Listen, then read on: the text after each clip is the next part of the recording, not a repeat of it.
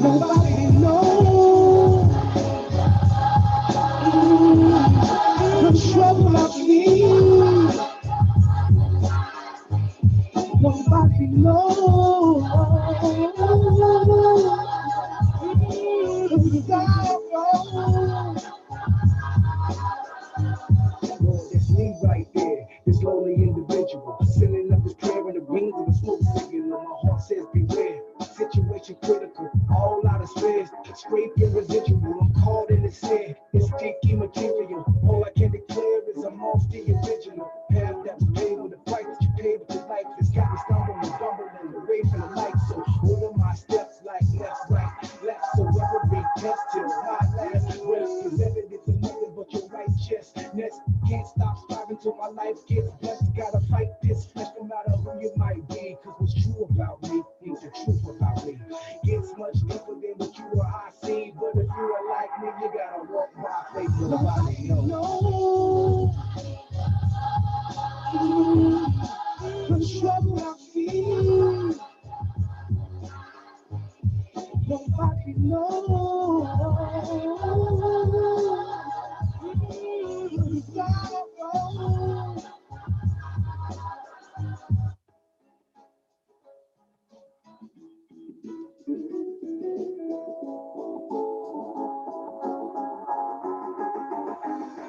Nobody knows the trouble I feel. Nobody knows the sorrow. Lord, it's me right there, this lonely individual, sending up this prayer in the rings of a smoke signal. My heart says beware, situation critical, all out of space, scraping residual. I'm caught in the sand, it's sticky material. All I can declare is I'm off the original path that was paid with the price that you paid with your life. It's got me stumbling away from the light. So all of my steps like left, right, left. So every test till my last breath is evidence of nothing but your righteousness. Can't stop striving till my life gets blessed. Gotta fight this flesh no matter who you might be. Cause what's true about me ain't the truth about me. Gets much deeper than what you or I see. But if you are like me, you gotta walk by faith. Nobody knows the trouble I feel. Nobody knows the sorrow. I'm the color's been hidden from history. You ain't know the color of Misery's brown skin. You ain't gotta listen to tell you how I win. We've been through more troubles than others, times 10. You ain't got to give a cool eyelid. Now how about you who said you're my friend? I'm not Pyru, but I'm riding to the end. Down to shed blood, every brother's my kin. If I said I love you, then yeah, I meant it. The name's Calico, but call me a lieutenant. Through life's highs and lows, I strive to keep winning. But I'm about to explode if these coppers keep killing. And it's right in your face, disgrace beyond limits. Private Ryan, save face till your partner start killing. We need the power of the Christ, so tonight we'll start healing. Then we'll work on the poison all the hustlers dealing. When I tell you, nobody knows the trouble I feel. Nobody knows the sorrow.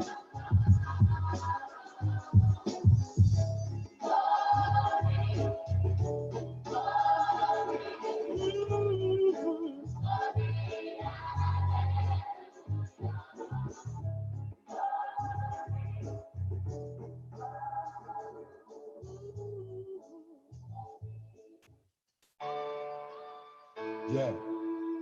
It's Law. I'm trying to be your friend, man. I'm trying to be your friend, bro. Help me out. Meet me halfway. I wanna be your friend. Peace and love. Here I come. Your friend. Peace and love. I said you ain't never met a more like me. Here I come. Ever going to meet one again. Well, let me be your friend. Peace and love. Let me be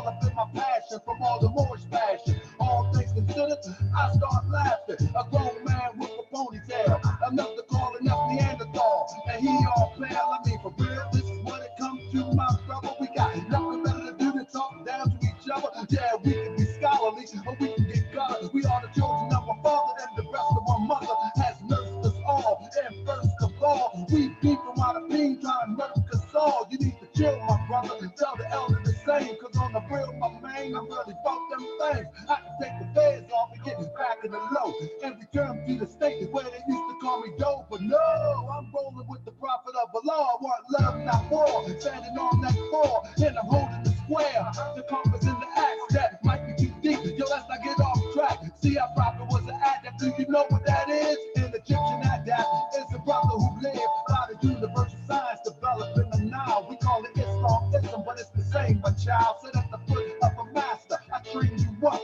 but I might have to bang you once. I still love you. And those that's talking that this ain't Islam, everything the prophet brought is in the Quran. All the other stuff, prostrate and cover up is just the start. And there's space to me to laws the heart. You can dress like Imhotep, but you can dress like a herb. Ride a Moorish American Muslim unifies the word. You can say what you want about Dr. Go, but he gave you different variations of the same thought. You don't appreciate that. You won't appreciate me. Appreciate the holy and divine true violate. People refuse to admit it. He the first that ever did it. Europeans hope that the Moors would forget it, but we're here, strong, alive and well, resurrected from hell, with a story to tell. So pay attention and listen and consider the facts. You know it's humanly impossible for you to be black. I guess the Chinaman is yellow, a Mexican is brown. Just think for a second how ridiculous it sounds. We can turn it around, but we must unite. It's okay to disagree, but we don't have to fight. Because if we have to fight, you know how we get. I'm still learning to love. No, I'm not there yet. So work with me, fam, and I'ma work with you. And let's all work together and do what we gotta do. Cause on the real side, we haven't made no progress since 1929 when the prophet left the flesh. We got an Asiatic president, men marrying men, psycho shooting up a club and don't see his own sin.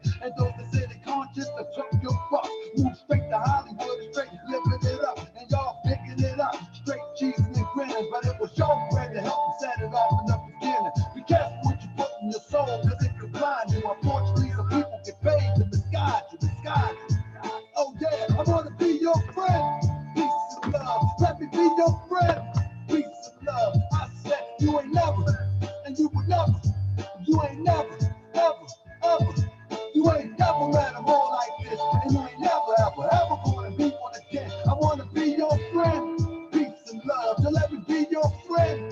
Peace and love. Oh yeah, you ain't never met a boy like this, and you ain't never, ever gonna meet one again. And let me be your friend. Peace and love. So let me be your friend. Peace and love. I wanna be your friend. Y'all ready? Yeah. Let me be your friend. We ain't trying to be enemies. Oh, yeah. I wanna be your I wanna be your friend. Oh, hey, yeah.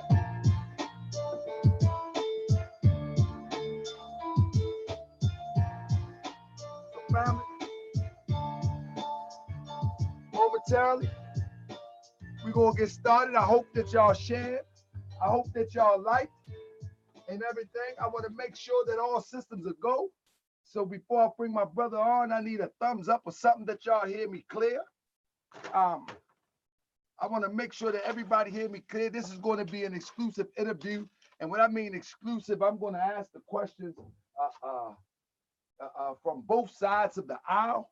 It ain't going to be one of them scary interviews where we are going to try to proselytize one side of the spectrum. We're going to see it all. We want to hear what it is. This is a very sensitive matter in the public, apparently. Give me 1 second, and we're going to get into it. We're going to get into it 1 second, family. Let me make sure I got everybody lined up. We got Serving and Collected in the house. We got Jamal Curry in the house. We got Brother Manning in the house. We got Jackson L in the house. Where y'all at? Y'all need to invite y'all Man, hold up.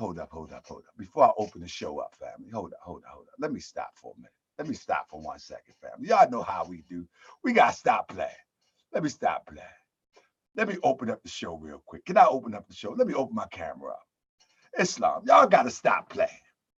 Y'all got to stop playing. Y'all hear me? Listen, family. Y'all need to go ahead and invite your gay buddies, your lesbian sisters, your gay brothers. Invite them on in here, because this show is about something that might concern them. Invite them on in.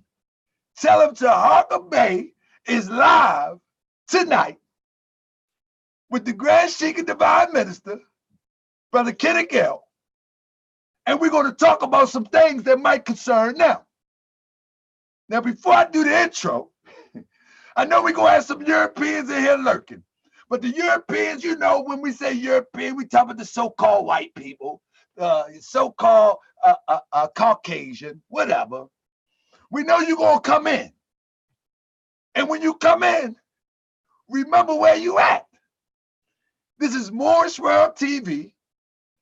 If you put provocative comments on the comment section, I will delete it. This is not only educational, this is also about engaging our people. So the way that I engage, I won't stand for your critique. And so as we open the show, we're going to open it up like we normally do. I know we got company. We're going to have some company. We definitely going to have some company in the building. But when the company come in, if they come in right now, they're going to just have to deal with how we move our furniture around in our house. And we're going to get a prophet his prop. Teaching Islam here everybody else. We're going to give the prophet his prop. That's right. What's in the nation of Islam? Prophet Noble Drew Ali. Strict religious. We welcome y'all to Moorish World TV, family. This is the first episode of the fall season. Let's go. Where was y'all in 1913, huh? Martin had a dream.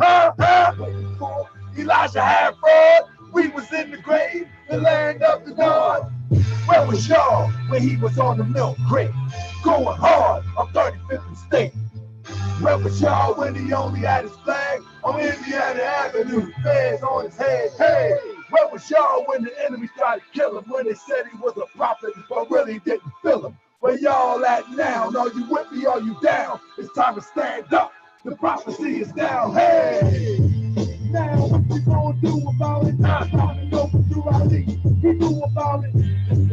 I'm the certain folk generation.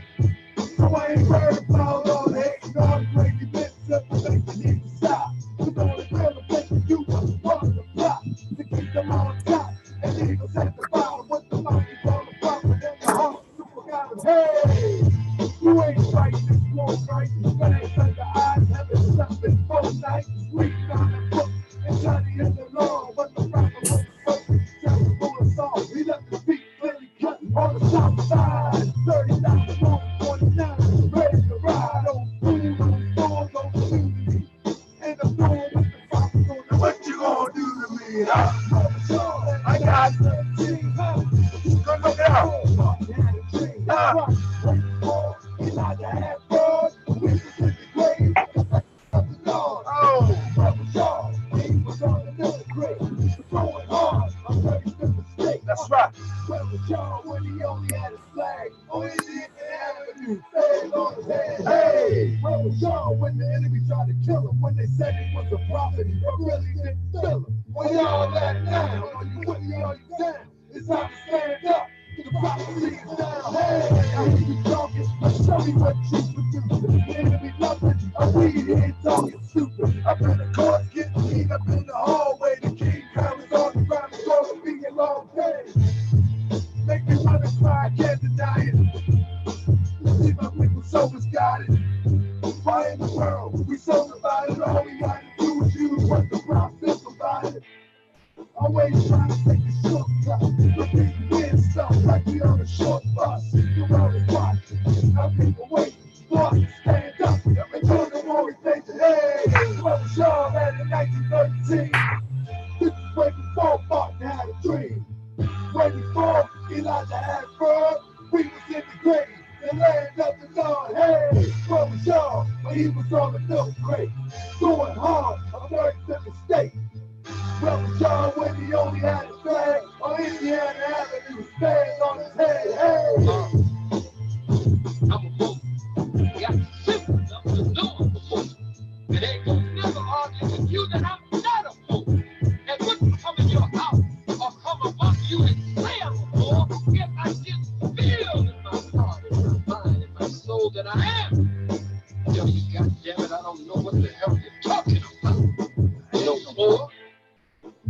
So if I say it, I mean it. If I mean it, sure.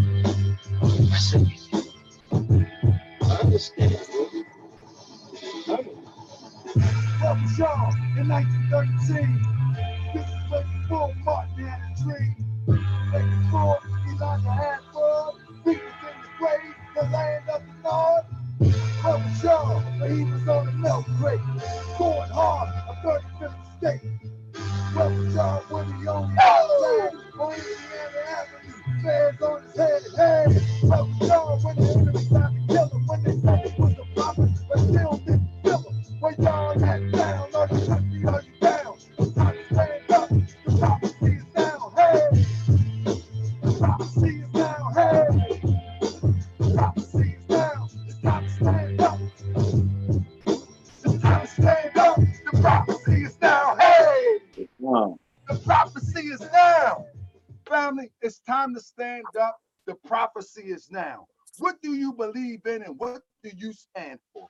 Are you really about this? What we call the Moorish Science Temple of America and the ideal called Islamism?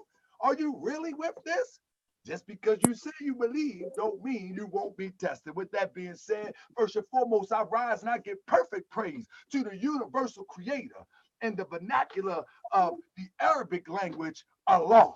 But this is the universal creator. And if you are new here, you need to understand that we don't determine the universal creator to be what you've been told that Allah is. We don't believe that Allah is a moon god. We don't believe that Allah is a god of the Arabs. We don't believe that God is the God of a specific group of people. We believe that Allah is the universal creator, the causeless cause and the rootless root from which all things have grown. In other lands and other language, you may know them by something else. But we, members of the Moorish Science Temple of America, we prefer to choose the language of the prophet, the seal of the prophets, Prophet Muhammad, Allah.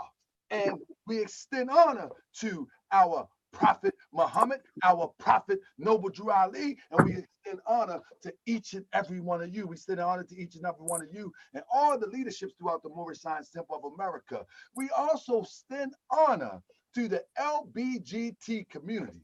We extend honor, and I'm speaking for me, and hopefully I'm speaking for everybody else, because without a foe, a soldier never know his strength. And so we give honor to the LGBT community for even having the tenacity to speak up about something that they disagree with so we can have this conversation. See, this is one of them conversations that have to be had. And if it has to be had by a brother in the Moorish Science Temple of America, or just a lay person that nobody knows about, that's not affiliated with anything, whatever the case may be, this is one of those conversations that have to be had. So we give honor where honor is due, and we give honor to each and every one of you. A special honor, family, a special honor to the chat, the Moorish World TV chat that makes this this show let's make it possible. Without you there wouldn't be no need for me here. So because you're there, I'm here, and we can do some reciprocal helps and mutual obligations. That's that old ancient Canaanite talk. You gotta get a Quran to know about that. But anyway, get some Quran in the Moorish Science Temple of America, and then look up reciprocal helps and mutual obligation. All that. We can remix it, mutual obligation, reciprocal helps. Remix it, do all that. Whatever the case may be, my guest tonight is no other than the brother affectionately known as Kenick L. First and foremost, I will have him to introduce himself, and then we will go on to go into why he's here, what brought him here, what instigated the conversation with not only Virginia Beach, around the world, this conversation is brewing right now and as we speak. So with that being said, I yield the floor to my brother Kenick J. Brother, introduce yourself. Tell the people a little bit about yourself, and let's get into it. Islam? Islam. Islam, Islam, Islam. First we rise, give complete and perfect praise to Allah, the author, creator, governor of the world, almighty, eternally incomprehensible. Give honor to his prophet, Prophet Noble Drew Ali. Give honor to all the true and divine prophets, Jesus, Muhammad, Buddha, and Confucius. Give honor to the all past and present leaders of the Moorish Science Temple of America. Give honor to the flags making us Moorish American and all things Moorish. Everyone that can hear the sound of my voice. So yeah, so peace and love. Yes, I am your brother, man, and friend. I am LaKendrick J, Coburn, L, Grand Sheik, Divine Minister with the Moorish Science Temple of America. Like you said, commonly known to a lot of people as Brother Kenick L.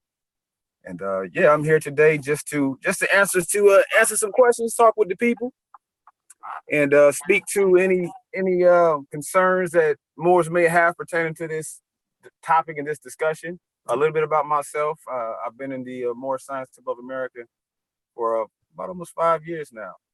When I came into the teachings of Prophet Noble Drew Ali, it truly revolutionized my life.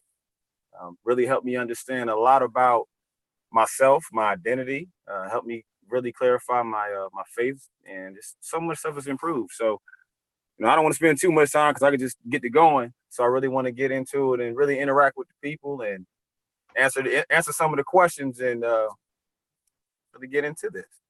So let me ask you a question real quick before we go into it. Brother, how long have you been a member of the organization known as the Moorish Science Temple of America? About 5 years, since 2014. And what is your official title? Are you member, officer? What is your official title within the Moorish Science Temple of America? Yes, my official title is, first I am a member, faithful member. My official title is Grand Sheik and ordained minister. The Unity Temple number 14, charted out here, Virginia Beach, Virginia. Honor to my Supreme Grand Sheik, Kenya Umar Bey, his officials and the staff. And yeah, and I serve nationally. I also serve as Supreme Grand Divine Minister as well, on behalf of the Moorish Science Temple of America. And that's what I'm here to do, just to fulfill the works of the divine ministry, and that's really that's my primary function. Praise the Lord. So, brother, let me just give the people a backdrop for those who have not been in the know as to what is happening here. What happened here is on about a week ago, on your Facebook page, it was revealed to the Commission of Human Rights in Virginia Beach that you made a statement concerning a transgender man convicted of sexually assault. Well, they say that it's a woman, but whatever the case may be, I don't get into all of that. But it's a transgender Wyoming woman convicted of sexually assaulting 10-year-old girl in a bathroom. Again, family, I don't know about the political correctness of calling one woman and man, so I'm gonna just call it what I read and call it what I see. Don't put me in that crossfire, because if it's a man that I read, it's a man that I read. If a man that I see, it's a man that I see. I could care less about this political correctness. However, in this statement that caused this firestorm was that this transgender man who has been masquerading, if you will, as a woman, was convicted of sexually assaulting a 10-year-old girl in a bathroom. In this story, we'll go into it deeper a little bit later, but you make a statement where on your Facebook page it says, "This is why we need to stop giving men in dresses passes.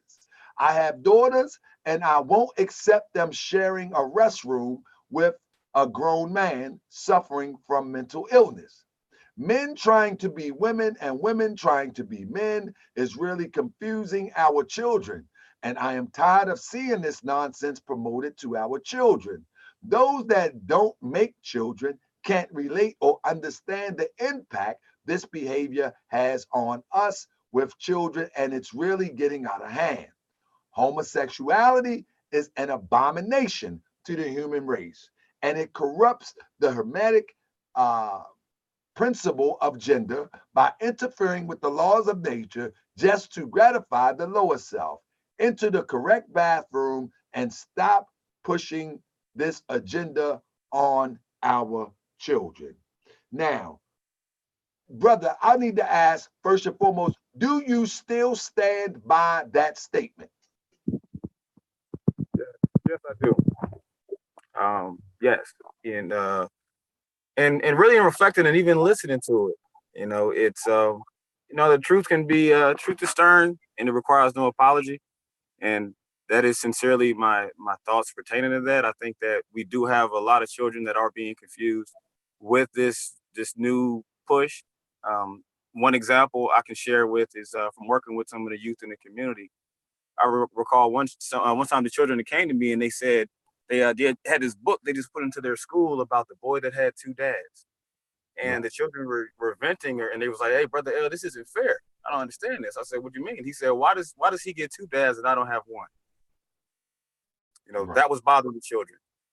I've seen articles and there's stories right now about young girls in middle school or high school students who have been competing all their life trying to get scholarships or trying to get into, in a particular sport, and now they're have to compete against transgenders, men who decide that they want to identify as a woman.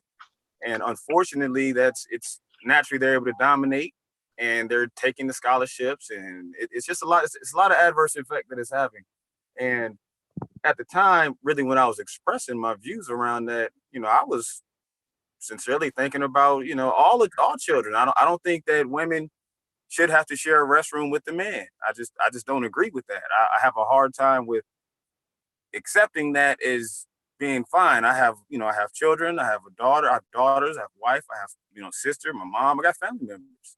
And I think if anything, there needs to be a special restroom, particularly for those who may have that transgender identity. They have their own, but as far as trying to share one with, that's just my thoughts on it. So, and the main thing about it is, this is all from my personal Facebook page.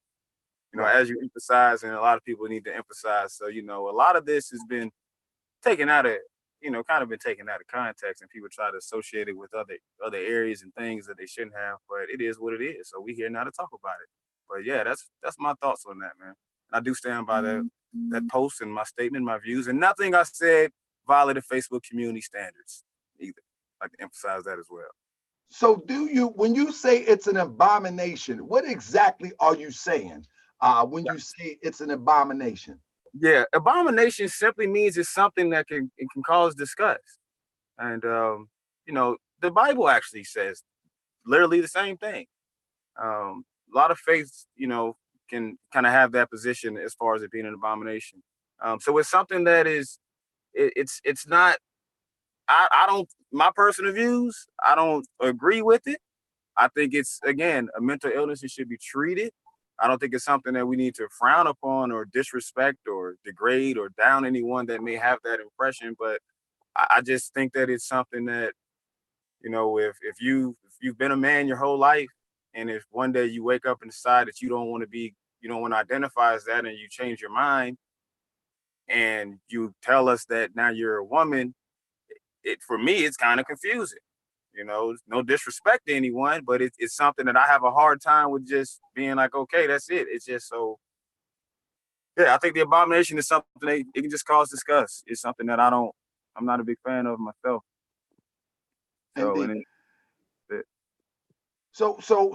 let's go into that a little bit. When you say that it's a mental illness, what because they have this how the American standard and the standard of psychology and et cetera, they claim that in 1973 they changed the standard of homosexuality not being a mental illness. How do you rationalize that at 1973 the United States psychology or psychiatrist, whatever it was, I'm freestyling this, determined that it wasn't a mental illness, but you in 2019 say it's a mental illness. How do you rationalize that? Wow. I'm just going back to the state of mind of my ancient foremothers and forefathers. You know, honest to the organization, you know, and everybody had done research around it. I think again, this is a general topic that anyone can weigh in on. And for me, um, I rationalize it using my I consider my common sense. You know, a man can't just say he's not a man one day and it don't work like that. You know, I don't think it's really that difficult. I think, you know, yeah, I respect the organizations, nothing against any organizations and their views. However, just from my my own thoughts, thinking independently for myself, using my own perspective, I think that if you don't have a womb, you're not a woman. You know, if you don't have, it's just kind of what it is. So like I said, it ain't really that to me. I don't need to really rationalize it. I just accept it for what it is. And this is something that I haven't really spoke out about a lot. It's something I've generally just kept to myself. And I think that I just been seeing so much of it. I finally got to the point where I just wanted to express my views on it and just weigh in. What do you say? What do you say about when people say that you're spewing hate, that this is hate, that this is bigotry? Your views harm people. I've read a multiple posts where they have put it out there as if you are equivalent to someone who was in the KKK, who have slaughtered millions of quote unquote people descended from Africa. What do you have to say to that? That you are a bigot, you are spewing hate and all of that. Your thoughts are wrong. There's no bigotry. I don't hate anyone. I just have a different perspective, a different view, and I'm not the only person that has this perspective. There's a lot of citizens who share this view. You know, I actually wasn't really too familiar with bigotry. I never heard that word so much. It's I never heard that until that that members of that community began to attack me with it and to falsely accuse me and to slander me and defame me and call me a bunch of different slurs and things that were based off of just media propaganda. So I respect everyone's freedom of expression. They got the right to express their views. I completely disagree with them. And looking up and really getting into the word bigotry is someone that's intolerable towards someone with opposing views. I would say I'm definitely not a bigot. I'm very tolerable. That don't mean I have to agree with you. You can tolerate something. That's the whole point of it. Like, I'm tolerating it. I see what you guys are doing. I get it. However, I think if you overall that whole lifestyle, everybody, you got the right to privacy and right to do whatever you choose to do. My primary concern and issue that I have with it is being imposed on our children. I don't think our children should be promoted and taught any sort of sexual stuff right now. It's basic human anatomy if we're going to teach them anything, but we're not, like, I'm a heterosexual. I ain't promoting Kama Sutra to the children. We ain't in trying to teach them different things. We're not promoting and pushing that. Right now, we need to focus on, real socioeconomic things that are actually affecting them. And there's a lot of, it's just that's my issue with it. Just stop promoting to the children. If you want to do it, you do it. But if you think I'm a bigot or think I hate you, you're wrong. I don't. I love you. People agree to disagree all the time. This is how life goes. You got the right to your thoughts and views, and there's, again, nothing hateful about it. Right. Well. Let me share this with our viewing audience. The case that the brother is talking about is dealing with this guy right here who, as the brother stated, that chose to be a woman or begin to live his life as a woman. And if I'm not mistaken, his name is Miguel, and changed his name to Michelle and begin to live his life as a woman. Now, this is apparently the mugshot, but I was reading the article as I was doing a little bit research on this situation, and it says that a transgender Wyoming woman was convicted Wednesday of sexually assaulting a 10-year-old girl inside the bathroom. And for this segment, I'm definitely going to inject my viewpoint because of this article and what was claimed. So bear with me. It said a transgender woman was convicted Wednesday of sexually assaulting a 10-year-old girl inside of a bathroom. Michelle Martinez, who was known as Miguel Martinez before identifying as a female, was found guilty of first degree and second degree sexual assault of a minor and could face up to 70 years in prison. It says the jury deliberated for 2 hours before reaching a decision to convict Martinez following the verdict. Martinez said the trial was about lesbian, gay, bisexual, transgender people. At the sentencing hearing, the judge noted Martinez's prior criminal history and failure at previous attempts at probation as factors in the sentence. Martinez's prior criminal history includes domestic assault convictions in 2014 and felony domestic battery charge in 2015 after a man covered from his face to his feet in blood accused his girlfriend, Martinez, of beating him. Martinez was also ordered to pay more than $3,000 to Medicaid to reimburse the program for the 10-year-old girl medical expenses.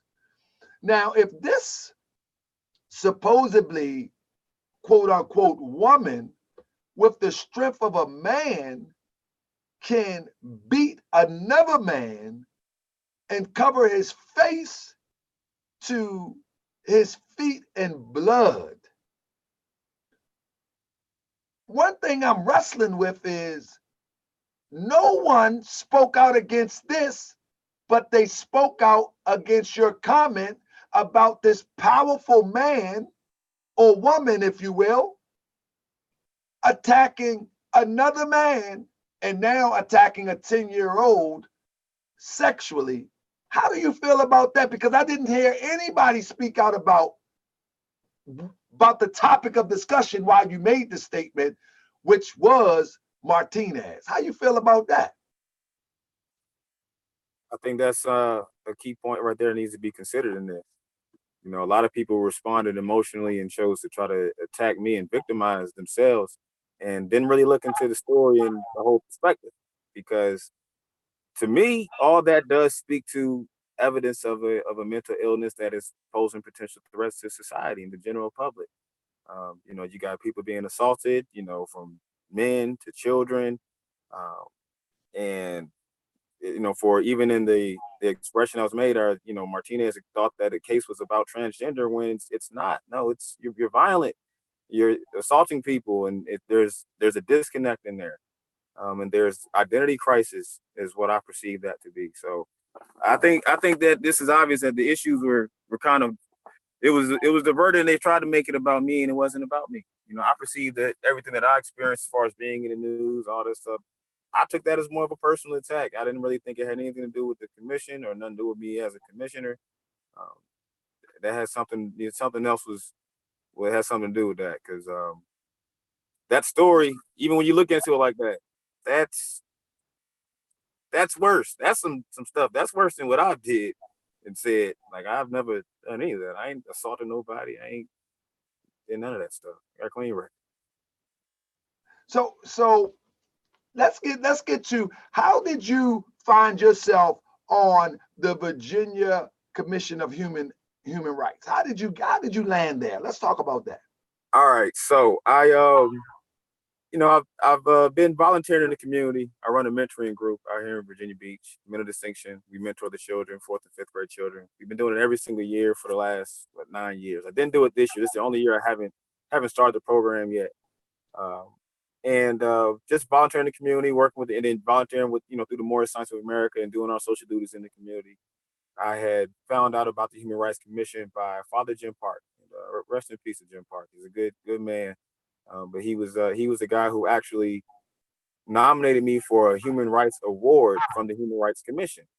So this was like 2 years or 3 years ago when I was first nominated. He came to me. He had found out some of the things I was doing in the community, and he had nominated me for the award. Came by, sat down with me in my office, talked about it, and I was like, okay, it's kind of interesting. That was the first time I had even known there was a Human Rights Commission in the city, and I was excited about that because I was like, okay. there's a group that seems to be that focus on the same things that we focus on in the Moorish Science Temple of America. Upon doing research, I learned that they had been around since 1992. I was like, oh wow, this is pretty cool. And Moorish Science of America, we've been around since 1913. So naturally, I just continued doing my community work. The following year, I was nominated. I didn't receive the award that first year, but the following year, I was nominated again by Father Jim Park. Same guy nominated me again. This time, they ended up giving me an award. So I received the Human Rights Award from the Human Rights Commission last year, 2018. I also received a Volunteer of the Year award from Betty F. Williams Elementary School in Virginia Beach from the mentoring program that I do with the youth. So that's when upon receiving the award, it just kind of expanded my exposure. I obviously got to meet a lot of other people in the city and got to see some of the things that they were doing because they had recognized my community efforts, just in organizing and promoting programs that facilitate the mutual understanding of human rights for all and advocating for human rights for all. So then I started attending the meetings, so regularly attending the Human Rights Commission meetings, listening to the issues, and realizing that we did not have any Moorish American representation on the commission. So that became a concern for me. Our prophet teaches us to take our place. So I'm taking a look at this commission, and I'm like, okay, their work isn't on advocating for the mutual understanding of human rights. We have some human rights concerns. Why not volunteer? And Father Jim Park passed away. And Father Jim Park, because he had nominated me, and he was really one of the primary reasons why I even got engaged with the commission, I really felt like it would be the honorable thing to do would be volunteer myself and my time to help this commission and further their mission. Because I like the idea of obviously advocating for human rights. That's what we do already. I'm all for it. I love humanity, mind you. So volunteered, was appointed on May 8th, 2019, this year, also on my birthday, and I was appointed to the commission. And then I began volunteering, and I've been volunteering for the past 5 months. So that's how I ended up getting on the commission, getting an award from them, getting nominated, and I was voted unanimously by City Council to volunteer and serve. It was a 3-year appointment, and yeah, that's how I got on the commission. Now, is it a paid position? Is it a stipend? Is there any type of reward, compensation for being on a commission? No, it is a volunteer position. We serve as a volunteer, I did serve. I don't do it anymore. I'm not volunteering anymore, but no. The short answer, no, it is not a paid position. It is a volunteer position. Okay. So let's go into this next segment here. Now, when you made that statement, did you realize that it will cause so much of a firestorm when you made that statement? Did you consider that? No, not at all. I would say that I definitely did not anticipate the response that it's received. It was something that, mind you, I'm a minister. I've been using that Facebook page too for about 9 years. If anybody follows my Facebook post, I'm a expressive person. And I really believe in the freedom of expression. And when I made the post, I'm just making a post regularly, thinking I'm just doing what I do. And man, I came home and sat down and turned on the TV and saw myself on the news. I was like, what? What is this? Hello, who's taking Facebook posts and putting them on the news? Like, I mean, you see, what's going on? What is this really about? Especially when it was made in a personal capacity. And I think a part of it too is that a lot of people don't know that as a divine minister, my duty is to teach the divine law. And I have a very unique way of how I like to do that. I'm always ministering to the people, always. You got to meet the people in different ways. A lot of people are on social media. It is one way to reach the masses and help communicate and convey thoughts and teach. And the app says, what's on your mind? So, that's in my mind, that's all I'm doing. Just what's on my mind, sharing it, and that's that.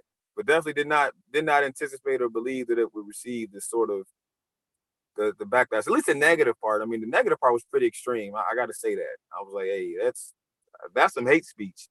the stuff I received and some of the stuff in my inbox and some of the behavior afterwards is like, hey, that's hate speech for you. That's some bigotry. Indeed, indeed. So what I'm doing now is I was listening to you, and as I was listening to you, I was trying to load up exactly what happened, and I'm kind of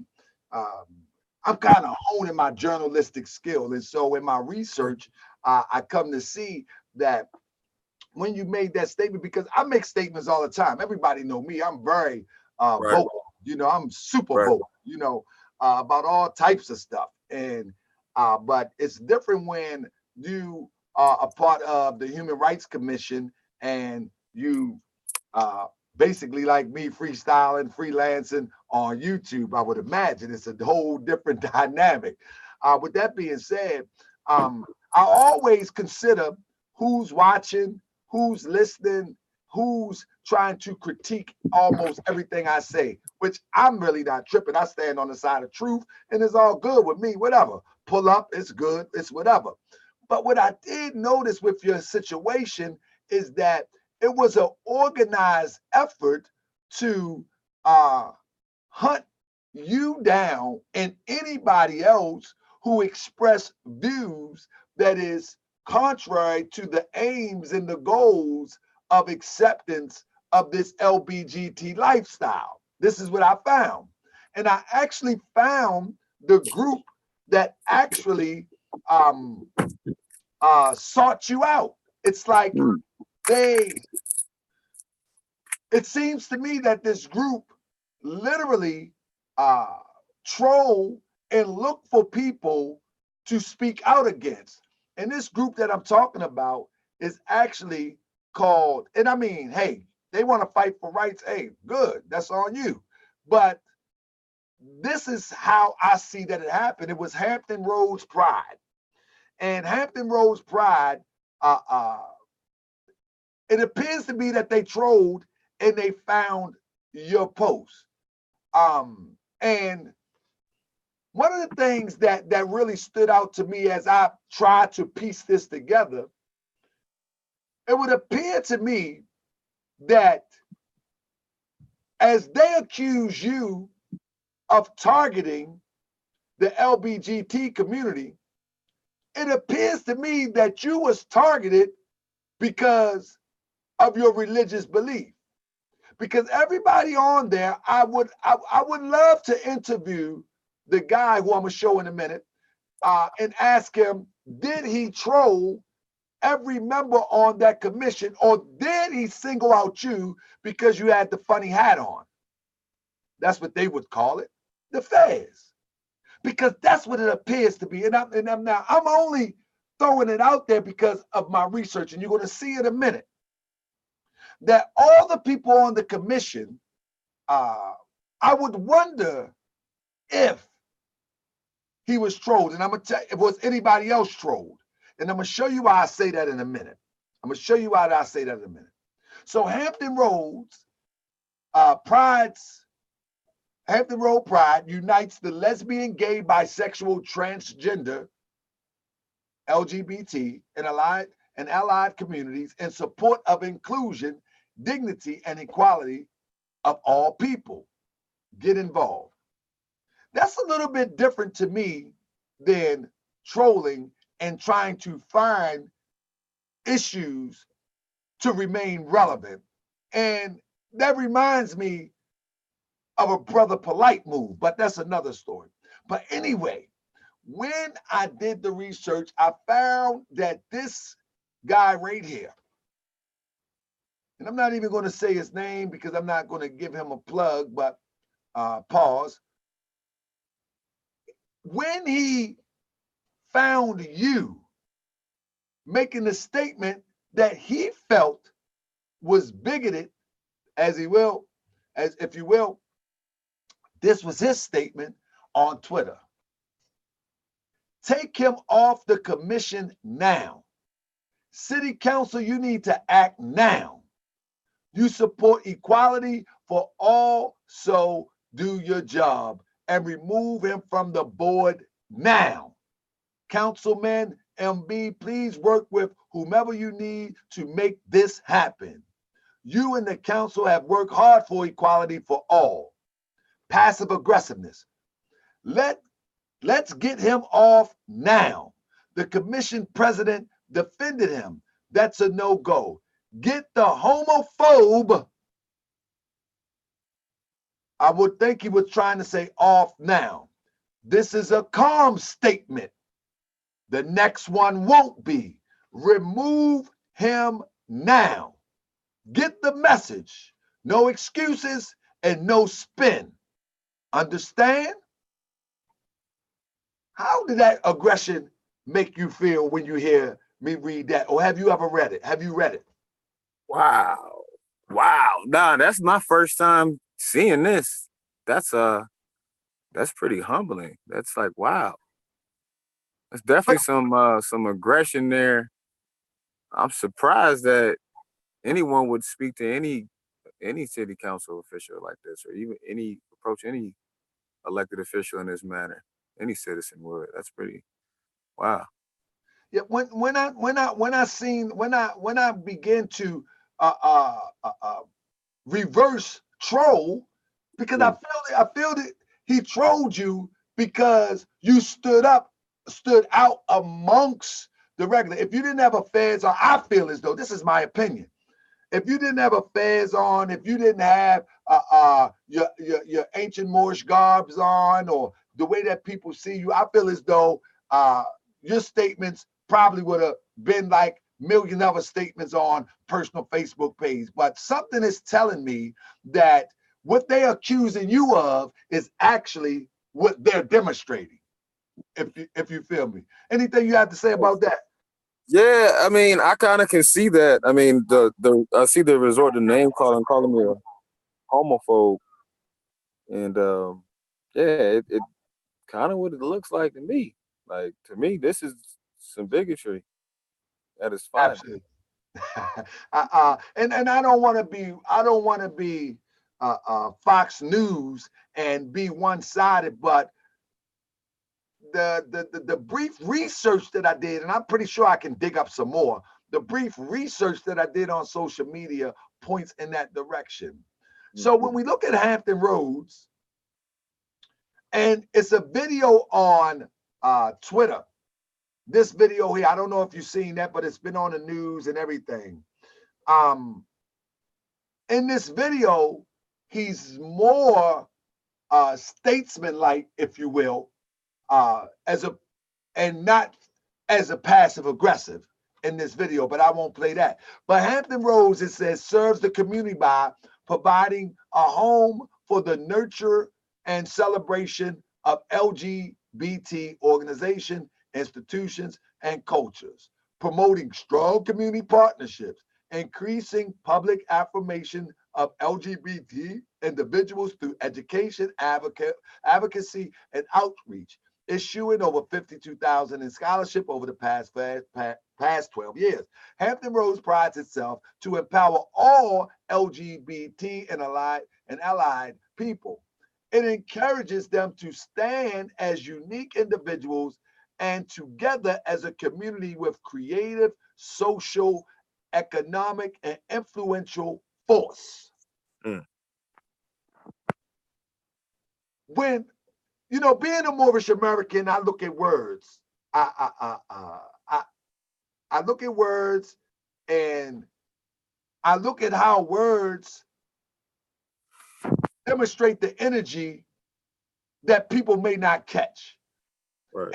And it seems to me, and I want to ask you, it seems to me that Hampton Roads is a group that is predicated upon forcing their agenda on the public at large, and you was an opportunity to express that. How do you feel about that? That's what I see. I see that observation. First, I want to say that's a pretty, their organization, based off what you got up on the screen and what their organization focused on, I think that's a great mission. I think that's some great initiatives that are very beneficial to all. And it seems to me like, this push right here, what has happened, kind of, I feel like, nothing. I just think they kind of weren't focused on that, because I can see where it's, because I do feel like I was targeted. Honestly, I do. I mean, I ain't gonna front. I feel like I was singled out, the only Moorish American, involved in the local government. Um, you know, and the way the messages was being taken into context, and then seeing what you just shared as far as what was put on Twitter, obviously pertaining to me in a very subliminal manner, to where you would only have to be kind of inside to even know what's going on. Um, so yeah, it seems like that was, like, I was kind of treated for ratings and for an opportunity to promote some sort of bigger agenda that wasn't about me, wasn't about human rights, it wasn't about equality, it wasn't about mutual understanding. Um, this is more so, I think, I don't know, man. It's hard for me to make sense of it, man. I ain't trying to speak against, speak radical against any member of any organized group. We respect all organized groups. We respect the organizational structure, and we know that all organizations, you have some people that sometimes can misrepresent the organization, what they stand for. So I don't want this to get into being perceived as we're trying to go against another group or anything like that. It's not about that. But I can see why you have that drawn, brother, for real, because it's kind of looking. I just wanted to add, brother, my position is trying to find out how do you go from a personal opinion on a Facebook page to being a bigot as if you threaten to harm someone. That's as from a journalistic point of view, or investigative journalistic point of view, I'm trying to find, as I'm looking into this so I can interview you, what I'm trying to find is the middle ground of making an assessment of a situation that society, the state of society, and a bigot that associates with someone being hung from trees in the 1700s for the complexion of their skin tone. And in a minute, after you expound upon that, in a minute, I'm going to go into some of these comments that was really like they wanted to tar and feather you or something, when I don't see in your comment where you showed any sort of aggression. So I'm just trying to find the middle ground as sit Islamism, Moorish science, and sit it on the back burner for a second, if you will, idealistically sit on a second. And just as a human being, how did we get to the place whereas though on social media used for socialize, that you create a conversation and now you are demonized as if you have threatened to slaughter people or something? Emotionalism. That's the first thing I think of, just emotionalism, people being emotional and taking things personal from people that you don't know personally. When you read it, we got to be considerate, especially as it relates to social media. It's a social site. People socialize. A lot of people be thinking stuff is about them, and it ain't got nothing to do with you. Even when I look at my whole message, I was speaking on human behavior. I wasn't even thinking about the LGBT group or any groups. I was speaking about just thinking generally on human behavior, sexuality, and how humans behave as it relates to sexual misconduct, what I perceive it to be. So I think when people don't know you and they try to formulate an opinion off of you based off of a few Facebook posts or messages or a few pictures, then it's easy to get the wrong opinion. And then when you take that opinion, that general opinion, which we know is no proof of truth, and you take that and you're going to spread that to different people, then it's easy to get a one-sided perspective. And then when you go to the public, you get the media involved. Now you done created this whole public slander and defamation and all that, and the people never heard from me, never had any idea where the other person came from. So I think it's just people being too emotional about social media and forgetting it has a block and a delete feature to the app. So we need to be a little more cognizant of that as adults and quit being so sensitive to words. If someone is posting something and you don't like it, delete them, block them, then you won't see them anymore. And you can continue to pick your friends and hang and have the circles and associates that you desire to communicate with. So I think it's something very, very simple. It's a simple fix. And I think this was just sincerely an abuse of power, where someone used their professional contacts to, in conjunction with their personal feelings, and actually do what they just did. So, what do you say when a Moorish American say, well, Brother Kenick, your statement about homosexuals, homosexuality is an abomination, and homosexuals are is a mental illness. Well, brother, that's speaking radical. What do you have to say about that? Say no. The truth is, it's not radical. In fact, there's actually a verse in the Bible says the same thing. It says that a man laying with a man, or as if he would lay with a woman, is an abomination. Saying it's a mental illness, I believe, and Moors know this, calling yourself black and white, that's forms of mental slavery. I believe that's mental illness. Lying to yourself about your identity, calling yourself Negro, black, colored, African American, Ethiopian, etc. And all those were stuff that I also put on my Facebook page, and that wasn't even talked about. So, and also I think this speaks to the bigger issue where here in America, we have a stigma associated with mental illness. And when people hear mental illness, unfortunately, too many associate a negative connotation to that. That's not their intentions. When we consider the citizens who may suffer from mental disabilities or mental illnesses, especially those that may not have been diagnosed, may have been overlooked, those are some of the most vulnerable citizens in our community, and they deserve some proper support and attention, especially if it was never treated. So, and a lot of it comes from trauma. I've received a lot of feedback from people of the LGBT community who have expressed, some of them have thanked me. Some of them have said that, hey, they were shunned by the LGBT community when they decided that they didn't want to continue to participate in the homosexual lifestyle. Many of them said they didn't feel like they could speak out. They didn't feel like they had an opportunity to express themselves. Some transgender men as well. So I think, people, it's easy to say something is, again, with a one-sided perspective. If you take a look at the way the news portrayed and pushed the whole storyline, man, I can see why some people may have the wrong impression. That's why we're doing this. That's why I'm here to address those concerns and questions. Is it radical? No. The Bible says it's an abomination. That's radical. Then that's what it says in the Bible. And Virginia Beach has the cross in the seal, and the Virginia State Constitution, Article 1, Section 16, it states that they must practice Christian forbearance. So if you're a Christian and the Bible is Public Law 97-280. So if me quoting the public law book as a Muslim, if that's considered radical, then we need to really evaluate what we're saying about freedom of speech. And those Moors that may feel like that, they should be direct with me, and not just Moors, anyone. It doesn't matter what your nationality or descent nature is. If you have sincere thoughts or feelings towards somebody, contact them directly. If you're talking about me and my thoughts on Facebook and you never reached out to me, then hey, your thoughts could be wrong.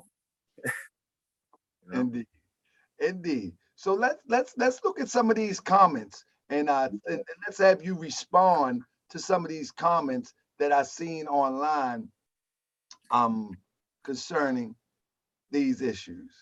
So Haley Dollar says, that's complete and utter BS. Speaking of your comments, you can't express views that want to suppress and harm a community and call that a passive point of view. How can you say, here's the question, how can you say you stand for human rights when your very own members, they're talking about the commission, very own woman wants to take them from other? When any of you speak, it should be on the behalf of protecting human rights, not on the behalf of personal beliefs that harms others.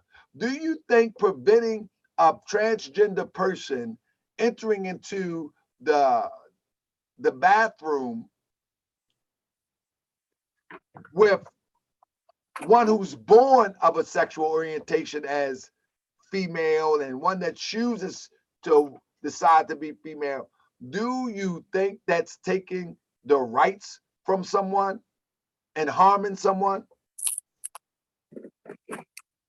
What do you mean by speaking to it? Yeah, in this comment, It's let me read this. implying that you are taking rights from someone and you're harming someone. Yeah, it doesn't. I'm reading the comment. It don't really make sense because there's no harm to anyone. I got a general idea of what they're alluding to, and because I've heard this has been like the narrative. The question is, how can you advocate for the mutual, the mission, which is to advocate for the mutual understanding of all human rights? How can I do that if I have personal views that may oppose some of their lifestyle and behaviors? I think that's why we need to advocate for mutual understanding, because there's a misunderstanding. And the way that I would, the way that I did make decisions as it relates to members of any group is I don't look at things as from a sexual standpoint. Like I don't look at it as gay rights or straight rights or homosexual rights or heterosexual rights or black rights, white rights, none of that. It's human rights. And the way that we should reference this should be based off the Universal Declaration of Human Rights. And if we reference the Universal Declaration of Human Rights as a base point in what we're determining what human rights are, how we're gauging them, then we will see that specifically Article 12, 15, 18, 19, and 27 all defend my human right here, right now, as far as everything I'm doing. And when I voted against conversion therapy as a commissioner at our last commission meeting, I voted to ban conversion therapy because I felt it violated Article 5 of the Universal Declaration of Human Rights. And it was subjecting other humans to cruel and torture and etc. So the way that we should go about doing is understanding that, yes, and even when we look at the commission, it's a diverse group of citizens. There's no way that we all perceive things the same way. That would be foolish to think that you can have an effective group in any organized fashion if everybody's going to say the same thing.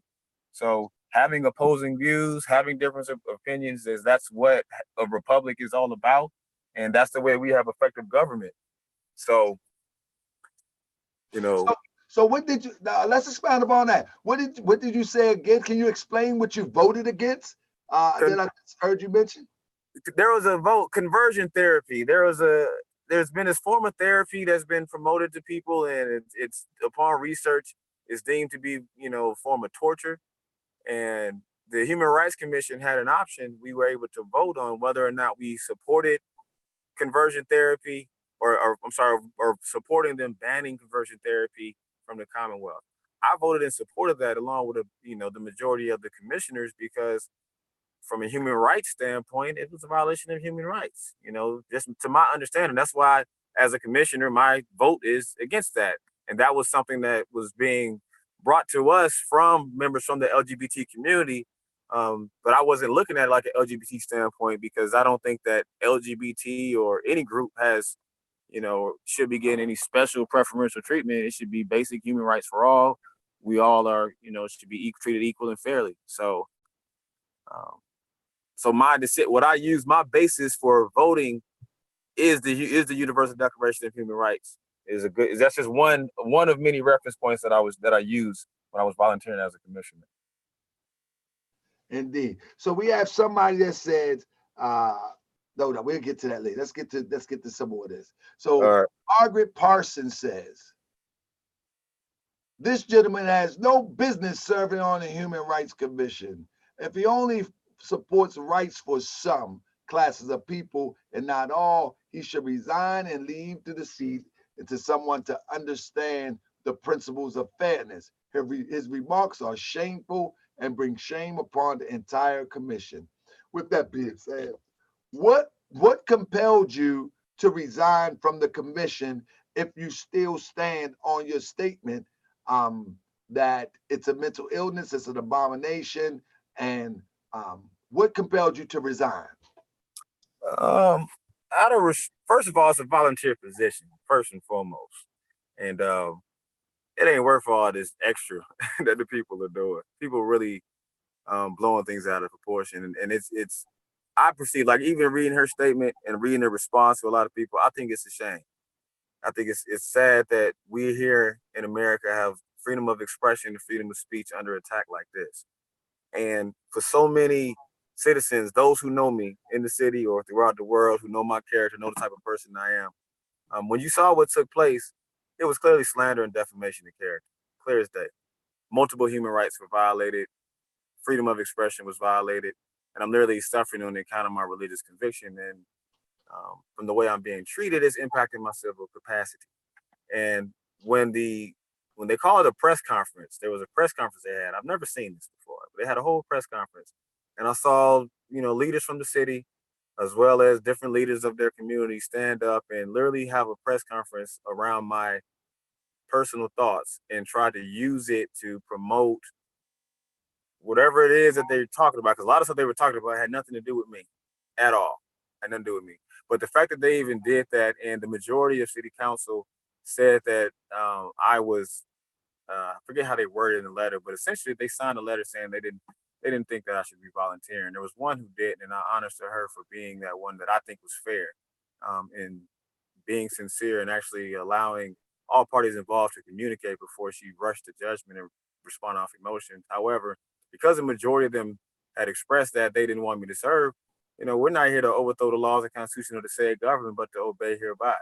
And out of respect for what they asked, why would I push to volunteer, especially if my human rights are going to be violated, my religious freedoms are going to be violated, if I'm going to be slandered and defamed, and if this is going to be tolerated, then why would I want to volunteer and be a part of that?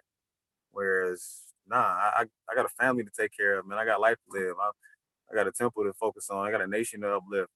We got a lot of stuff that we're working on and doing, and I'm not going to allow something like this become a distraction to take me away from the real work of uplifting fallen humanity. We got the prophets, divine plan of the ages. That's what we on right now. That's what it's about right now. Indeed. I got a few more comments. I think, and some of them is going to be redundant. It is what it is. I want to make sure that we definitely cover the concerns that people seem to be having. And this is it right there. Would you call anyone so hateful and misguided a brother on any level? And while I appreciate we do not always agree, this is a human rights commission. Are you missing the irony here? In other words, I think this person is saying for you to make a statement that you made and be on the Human Rights Commission is a conflict of interest. Brother, like I said, this may sound a little bit redundant, but do you feel as though your statement of this supposedly female-born male entering into facilities that was designed for the female, do you believe that in any way, shape, or form that it lends itself to you being biased against your position, your personal position and your volunteer position? Would it, because I think this is the concern of people. It's your personal opinion, but it could lead you to be biased on decision-making on the Human Rights Commission. No, is what I would say. No, it does not. And in fact, it speaks to why we need a commission. Like, it's my human right to disagree. It's my human right to say that I don't agree with that behavior. I think that is wrong. I think it's a mental illness, and I think it should be treated as such. That's a basic human right that we have to express ourselves, and everyone has the right to express themselves based off whatever their conviction is, based off their own science, their own faith, their own upbringing. You have that right. And sometimes it may not be what the popular opinion is, but that's part of freedom of speech and freedom of expression. Is if you have a view, you have it, but I think it's the idea that it's promoting hate and all that is nonsense. The idea that it can potentially lead to something else, that's fear and some more nonsense. Like, no, if anything, what I received was that could lead to more, that's the irony of this situation, is that, especially as I'm reading some of these, because I didn't really see all these comments, man. I can't keep up with all that stuff. Everybody got something to say. But when I just reflect on what I received in my inbox in conjunction with some of these that I'm actually reading now, it seems like the response from that community is actually, they're, kind of like you said earlier, it's almost like they're doing the very thing that they're saying they're trying to accuse me of doing. Hey, brother, that's exactly what I seen. Look at this comment here. Tia Jacobs, she says, free speech only applies to prosecution from the government. It does not make this person immune from consequences in any other aspect. The First Amendment needs to stop being used as a shield from accountability. In other words, this person says free speech only applies to prosecution from government. Yeah, I gotta. All right, I think this whole idea, it's an oxymoron. It's okay because you're a human rights commissioner. Now you don't have human rights. Like, I no longer have free speech because I participate in partial, and I choose to take my place and volunteer to help fulfill my social duties and assist citizens with understanding their rights. That means that I can't freely speak. I mean, that just to me is it's very much, it's conflicting. It's like I don't understand that. What do you say? What do you say to people that equivalent the struggles of the LGBT community to the struggles of the so-called African American, the so-called Black people, the Moors in America? What do you say to those who equivalent those struggles as being the same? I think it's I don't think it's a fair contrast. I think that without doubt or contradiction, all protected groups, I understand people go through different things.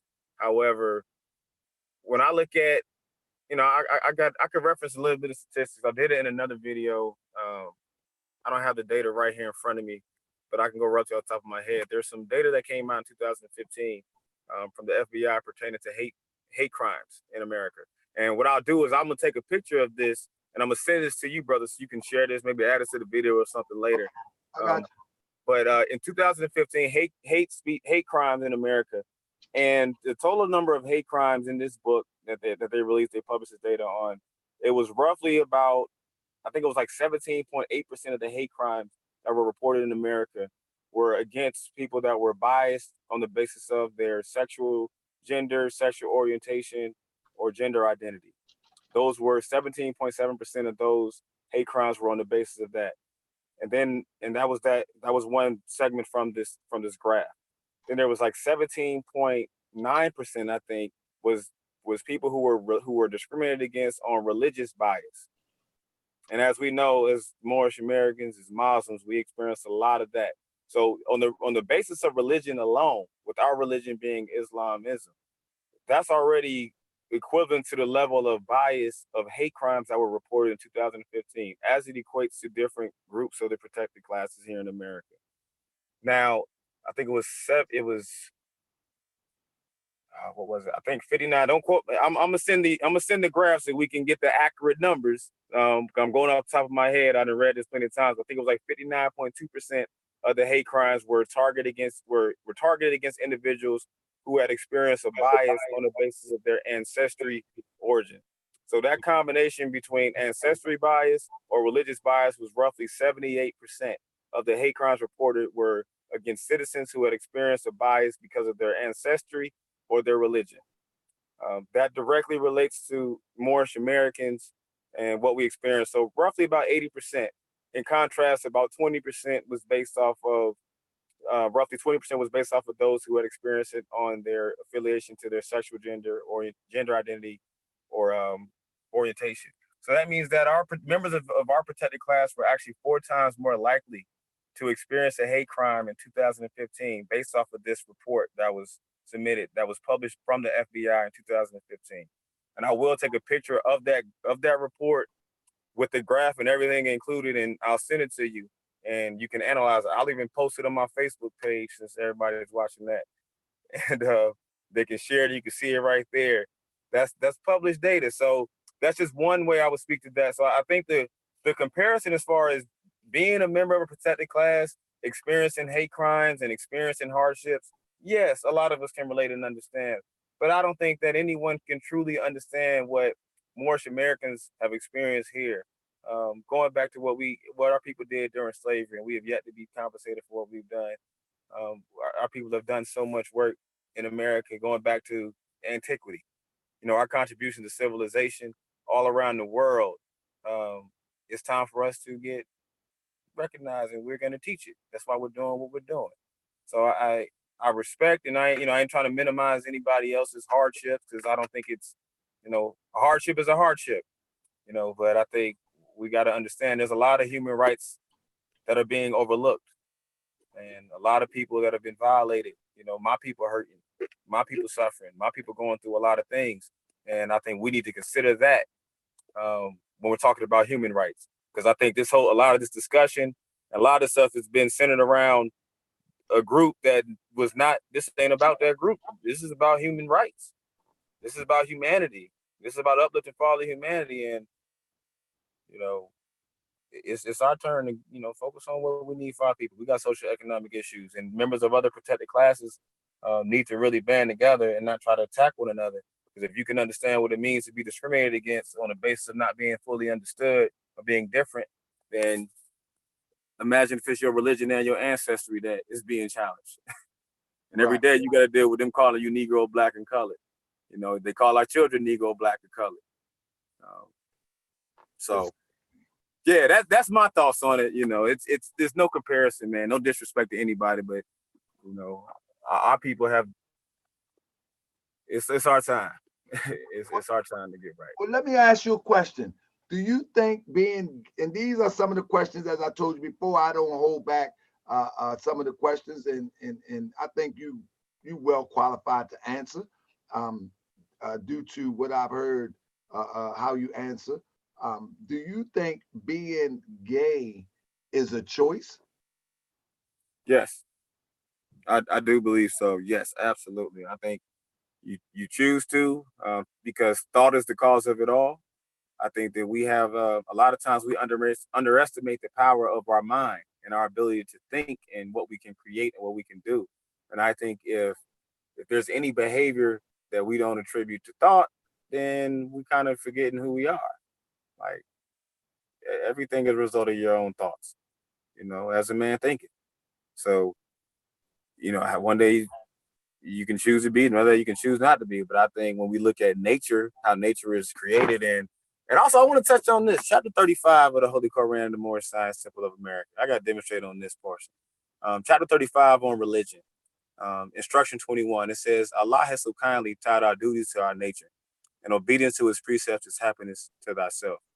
So, according to our religion, chapter 35, which is a chapter called religion, instruction 21. And it says, Allah has kindly tied our duty to our nature. Our duty is to our nature. Our nature is to be fruitful and multiply. We got reproductive organs for reproductive purposes. That's why they were designed and developed. That's the point of man and woman coming together, creating life. So I think naturally that's the way things are supposed to be. And we have duties of a husband. And we also have, of our, Act 7, husbands must support your wife and children. So according to nature, according to our laws and common sense, everything, that's just naturally how it's supposed to go. If you don't, you ain't gonna be here. That's how we make people. It's just that simple. So our duty is to our nature. That's one. This is the instructions that teach on this. And then it goes on and reads that obedience to his precepts is happiness to thyself. We honor all true and divine prophets, Jesus, Muhammad, Buddha, and Confucius. In the words of Buddha, Buddha has the 5 precepts. One of the 5 precepts is that we don't engage in sexual misconduct. Sexual misconduct consists of us, gratifying our lower selves, getting caught up in our carnal nature, just trying to satisfy the flesh. So when you focus on just gratifying your lower self and you focus on satisfying that root chakra first and foremost, we fall to our lower self. So, and obedience to the precepts is happiness to thyself. So the precepts, that's one of the precepts. So as it relates to sexuality, homosexuality being a choice, it absolutely is, because nature did not make us that way. That is something you have to consciously choose to do. And that's just from my thoughts, my individual thoughts based off my research and analysis of society, and even some of the people, many people, I have communicated with some people, especially more than ever recently, who are of the homosexual persuasion, and many of them said that they were only that way because they experienced some significant trauma, or they had been molested or experienced something as a child, and that was their initial learned behavior. They didn't know of anything different, and it was never corrected. And so they went through life experiencing some sort of trauma or some sort of abuse, and it was very traumatic and inappropriate, and they were never embraced to talk about it. They were never able to release it, and they had to deal with family members who may have violated them, strangers, etc. And that stuff can have a major impact on people. And I think that's what can lead to some of the pain and some of the hardship, because again, people go through traumatic events, and that's what I think changes their lives and causes them to choose that lifestyle.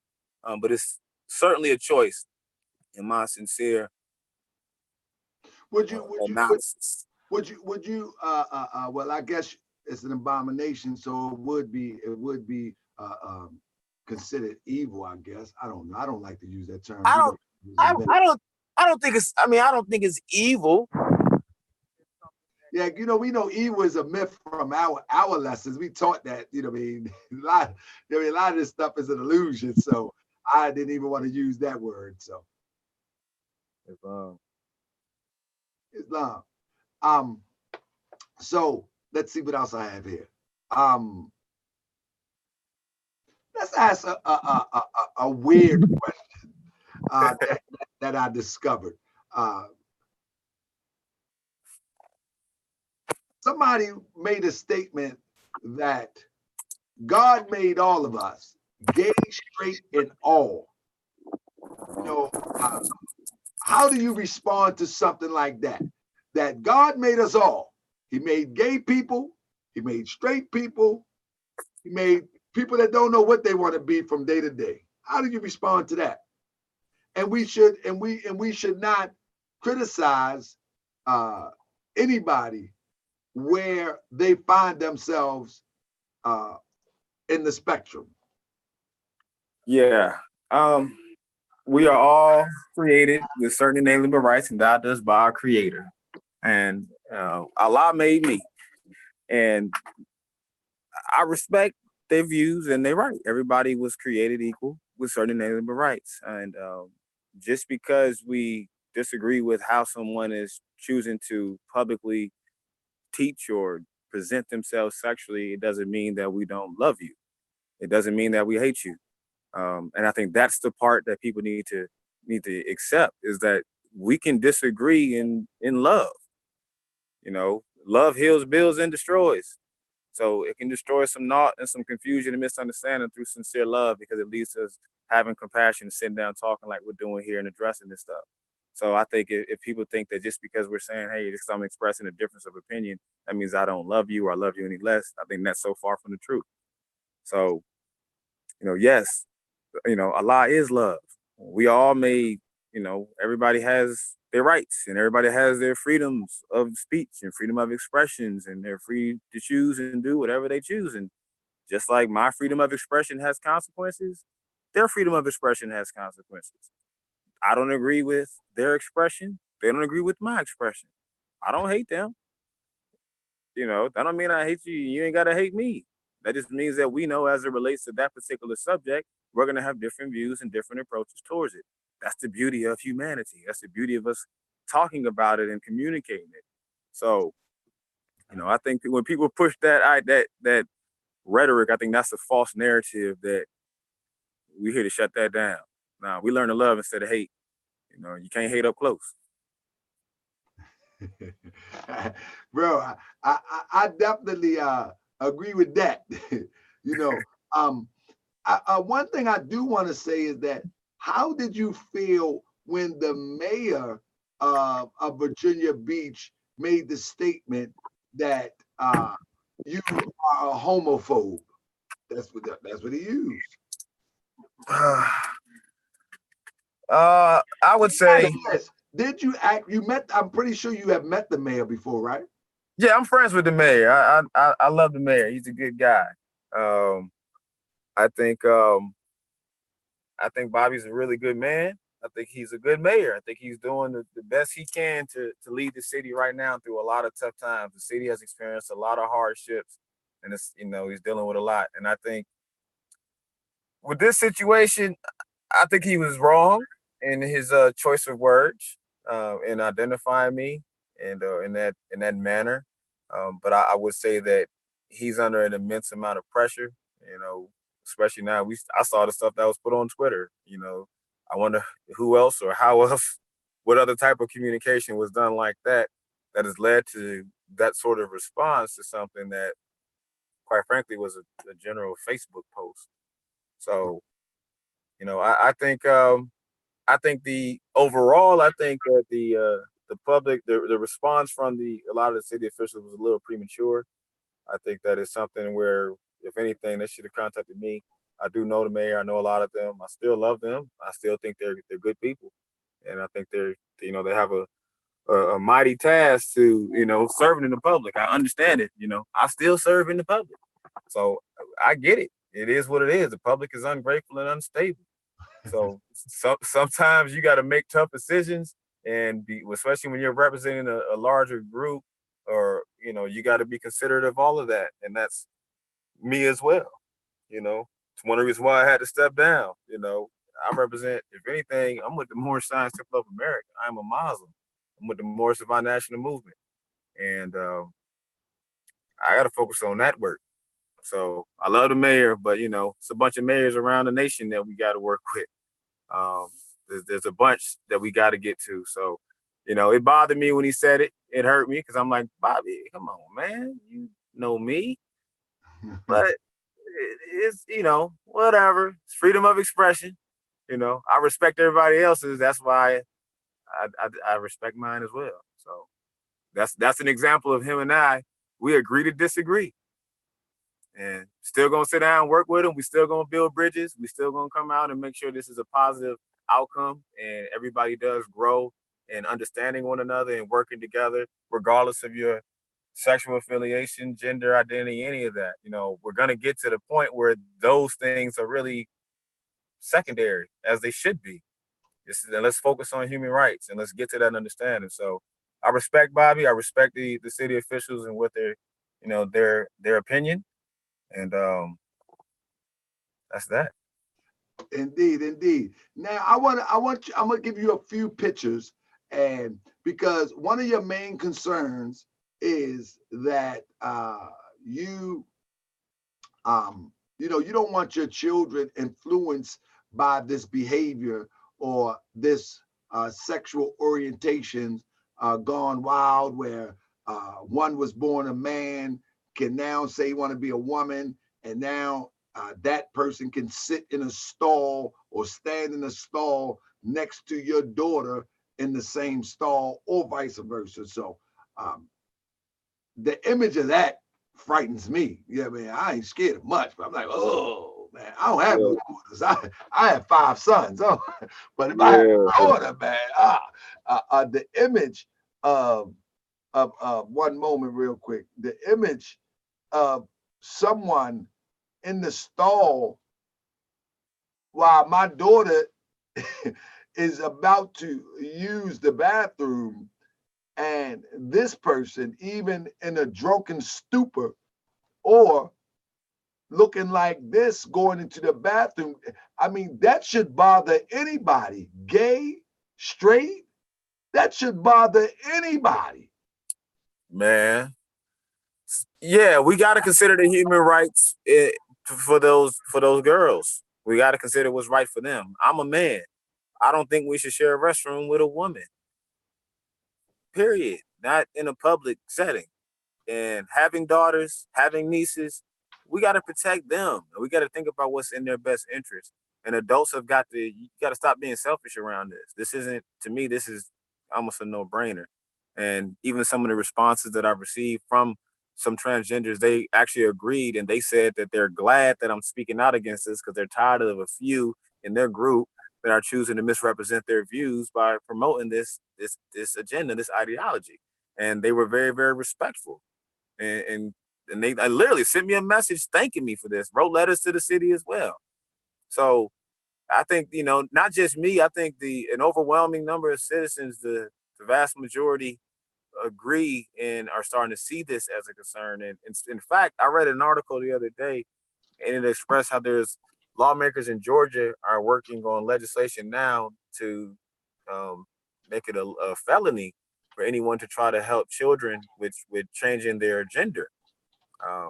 And I've also read another article of a group. I can't remember exactly where the group is, but there's a group of hundreds, maybe even thousands of young young men and women who had done gender surgeries earlier in their life, and when they got older, they wanted to convert back, but they couldn't because they've done irreversible damages or irreversible surgery to themselves, and now they're suffering on the account of this.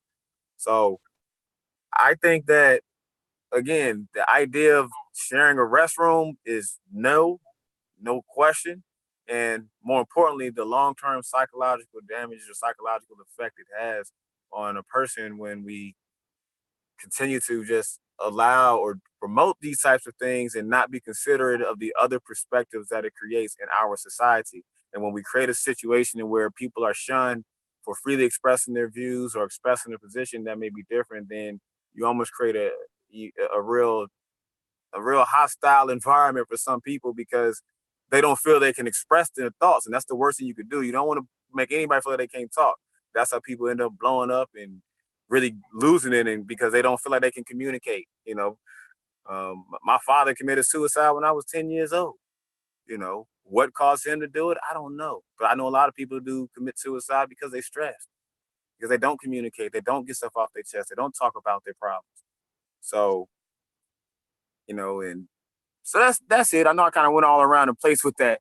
But back to the direct answer is it just ain't right, man. The little girls need to be protected, man. Period, man. And I speak from a father's standpoint. I got twin daughters that are 12 years old, about to be 13. A man should not be in the restroom with them. It would sincerely bother me. And let me add this because we have someone in the chat said, "Do we realize that this was in a private home?" Absolutely, it was a private home, right. But we speak into public policy. The right. Public policy is that these transgender restrooms don't exist, and so if you're a transgender, you can go into a female's restroom. But let's say this transgender actually molested a 10-year-old. What people don't understand is that this transgender person actually sexually inserted his male part into a 10-year-old.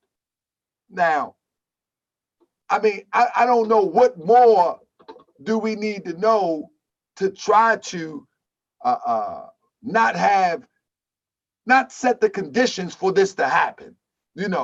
Like we can't stop everything. But there's some things that can be done, so we won't be faced with this. Like we're just opening the door for it. We're just setting the stage for it. This transgender person actually penetrated. Did you know that, Kenick? Yeah, I saw that part of it, and that actually penetrated a 10-year-old. And then, one second, and then went so far to say that that the child was lying. And matter of fact, let me screen share this for you real quick before we wrap it up. Why wouldn't this be a topic of conversation? Nurses at Wyoming Medical Center performed a sexual assault exam on the minor and found redness and abrasions around the girl's genitalia. When police initially questioned Martinez about the assault, she, quote unquote, became noticeably hostile and defensive and said the girl was talking crap before denying being a child molester. I mean, if okay, now we have to be fair. Yeah, man. That sounds like mental illness. It does. I mean, this situation here, let's isolate this. Right. If anything, why didn't people go and do what I did, research the story and see if you have some premise to stand on to make that statement? Why are you making this statement? Yeah. But let's go right here. Oh, go ahead, brother. You good. Islam, I just wanted to camelback on that and just to hammer that point that I think if anybody's listening to that sort of behavior and as it relates to our children, that's a mental illness, and unfortunately, we have children that have been subjected to that. Yes, that was done in the private, um, but it doesn't matter. I mean, it's an issue, and it is what it is. We need to start being proactive and thinking about ways we can protect our children, especially girls. Man, we got so many young Asiatic girls missing, popping up missing, and going through stuff. Like it's already so much stuff that our sisters and young women are dealing with. You know, these are just additional problems that we need to nip in the bud now. You know, my daughters, and I'm thinking as a father. You know, my daughters preparing they want to run track. I don't want them out there having to run against no boy who said he think he a girl now. That ain't right. Period. You know, they shouldn't have to share a restroom. That, like you said, you made a very good point. That opportunity for a man to do that shouldn't even happen. So what we need to do is if we seeing things or anything that may be promoting that, and if we feel our children may be potentially harmed by it, I think the right thing to do as a parent and as a citizen, and as an activist and as a Muslim, someone with courage for truth, you got to speak up. And mind you, I'm a Human Rights Award recipient. I think that's something people need to remember. They gave me an award last year for advocating for human rights. So I'm not a passive person that's going to just not say anything, and express my views on certain topics. So, and that right there, like you said, we need to focus on the story. If it's about the story, focus on that story. And why did I say that about that situation? And if you can argue with that not being in any way, shape, or form to be considered a potential mental illness, then we're just gonna have to agree to disagree. So I'm gonna give you as we wrap it up for the next 10 minutes, and then I'll let you close us out, brother. I appreciate having you, brother. This was amazing. I definitely would love to bring you back on a different topic, on the work that you're doing around the city, and I'll let you take us out and close us out. Send me any links that I can put in the video, anything that I can add to the video as it go live, especially links to anywhere that you can get support from those who wish to support. But let me ask you a few questions in closing as we talk about you want to make sure that your daughters are protected. And I want you to see, I'm going to start doing this on the show with my interviews. At the end, whatever the topic is, I'm going to just grab random pictures that's associated with the conversation, and what comes to mind is what I'm going to do. And so you opening up the season of the fall season, you are the first one to say, and it's related to the conversation that we have. And this segment is called What Comes to Mind. Here you go. What comes to mind?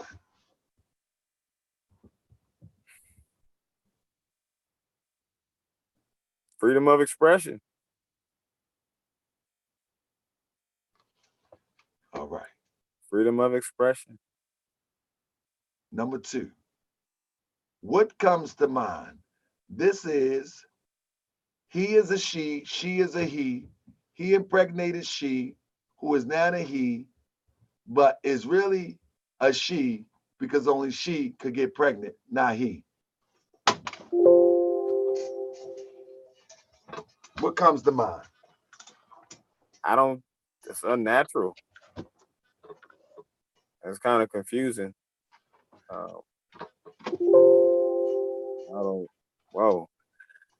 Whoa. I mean, hey, freedom of expression, just don't push that to my children. That's my only thought.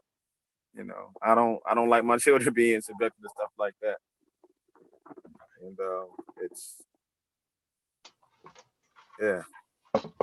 that's that's something else right there. So I don't. All right. Last but not least, this is the guy right here that did that post sitting with Pharrell, who is to some people a pop icon. What comes to mind?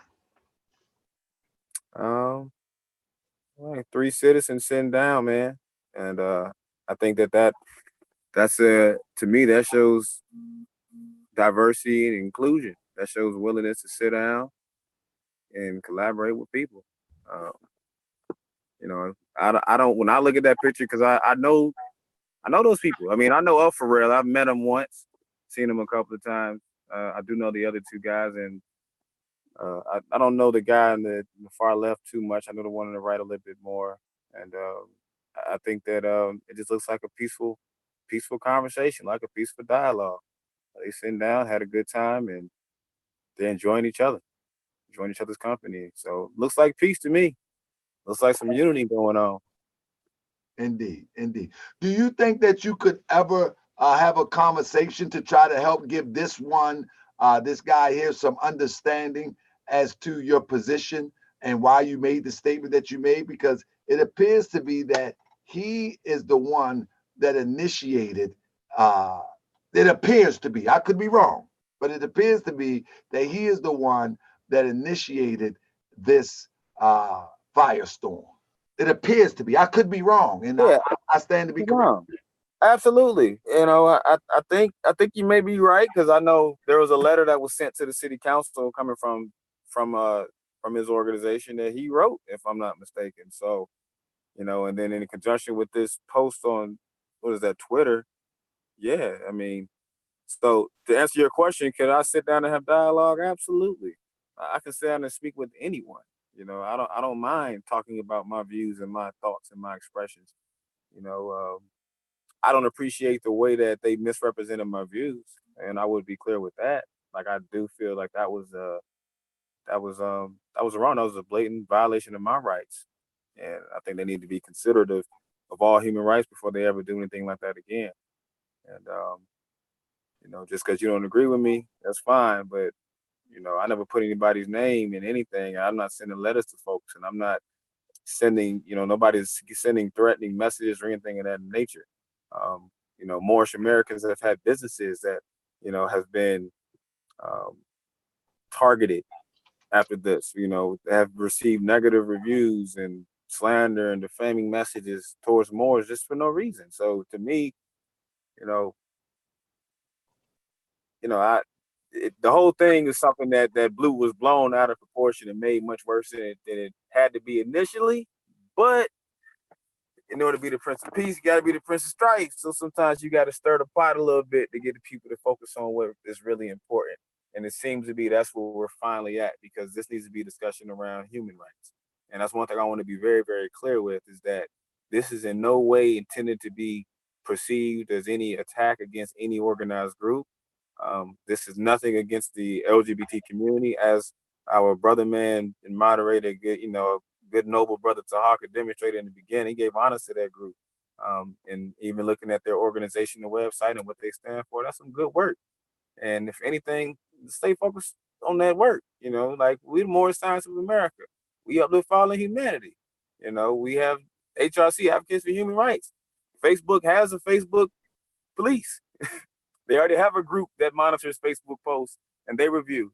And if they don't say that something is hate speech, then you shouldn't go around saying it is. And if the Human Rights Commission came out saying that Kenick L speaking as an individual, not as a commissioner, then anybody trying to say I'm speaking as a commissioner is promoting a message that's contrary to what the commission even said, even what I said. So it just speaks to the narrative that is being promoted, and people need to be more personable and talk to people directly. So, you know, I'm willing to speak to any and everybody. I'm accessible. I'm available. If you want to reach me, you know how to find me. I'm in the world. I know where I'm at. I'm in the temple. I'm in my meetings. Catch me in the community doing work. So yeah. Short answer to your question, absolutely. I would sit down with him, with anyone. Just don't be a bigot. You taught me a lot. You don't be intolerable towards other views, because I have different views. I know we have different views, but I ain't promoting bigotry and I ain't tolerating it either. I want to say, brother, I think you're a fine statesman, brother. The way that you express yourself is very impressive.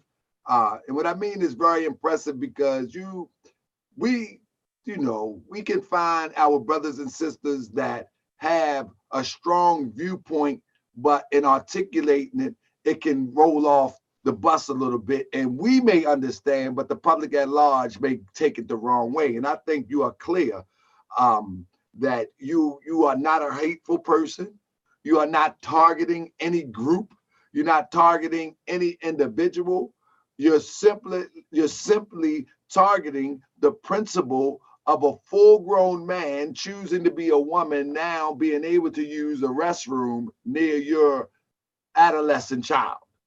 And that should be understood. For the life of me, I don't know why that would be considered such hateful speech. I mean, I don't get that. But this is the world that we living in now. This video might get flagged 1,000,000 times just because of the title, and no one going to take the time to actually listen to your eloquent articulation of what you stand for. Because the title said homosexual abomination, YouTube might strike my channel now, you know. But in order for people to get to the conversation, the title have to be what it is so that people can understand where you're coming from. And so with that, bro, I open the floor up to you. You can take as long as you like, say whatever you like, and whatever you need to ask the people to consider, support, whatever it is, bro. You'll be back here. Brother Kenick will be back here, and we'll be talking about another topic